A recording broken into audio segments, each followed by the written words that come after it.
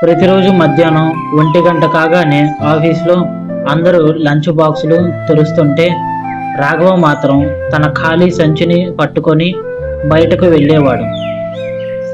అందరూ అతను హోటల్కి వెళ్తున్నాడు అనుకునేవారు, కానీ అతను వెళ్ళేది పార్కులోని ఒక మారుమూల బెంచ్ దగ్గరికి, తన ఆకలిని దాచుకోవడానికి.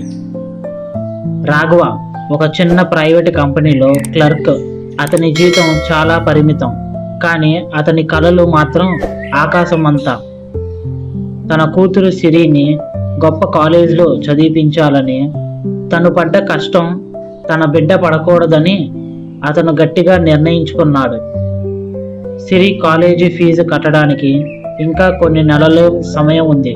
చేతిలో చూస్తే సరిపడా డబ్బు లేదు. అప్పులు చేద్దామంటే తీర్చే శక్తి లేదు. అప్పుడే రాఘవ ఒక నిర్ణయం తీసుకున్నాడు. తన రోజువారీ ఖర్చుల్లో అతి పెద్దదైన ఖర్చు లంచ్, మధ్యాహ్న భోజనం మానేయాలని.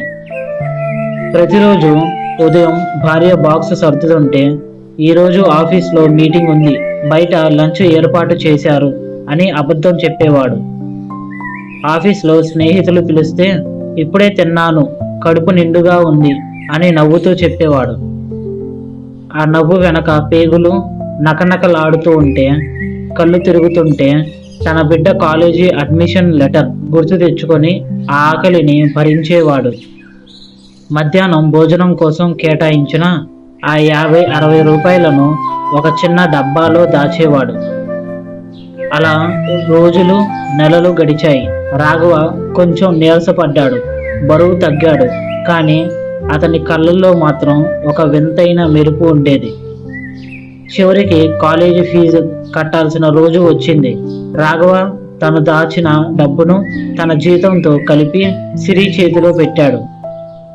నాన్న, ఇంత డబ్బు ఎలా అడ్జస్ట్ చేశావు అని సిరి ఆశ్చర్యంగా అడిగింది. రాఘవ కేవలం నవ్వి, నీ చదువు కంటే నాకు ఏది ముఖ్యం కాదు తల్లి అన్నాడు. ఆ సమయంలో రాఘవ జేబులో నుంచి ఒక చిన్న కాగితం కింద పడింది. అది అతను రోజువారీ లంచ్ డబ్బులు సేవ్ చేసిన లెక్కల కాగితం. అది చూసిన సిరికి విషయం అర్థమైంది. తన తండ్రి తన కెరీర్ కోసం తన ఆకలిని ఎలా చంపుకున్నాడో తెలిసి ఆమె కళ్ళు చెమర్చాయి. తండ్రి ప్రేమ అంటే 100 మాటలు చెప్పటం కాదు, తన ప్రాణాన్ని సైతం పణంగా పెట్టి బిడ్డ ఎదుగుదలను చూడటం.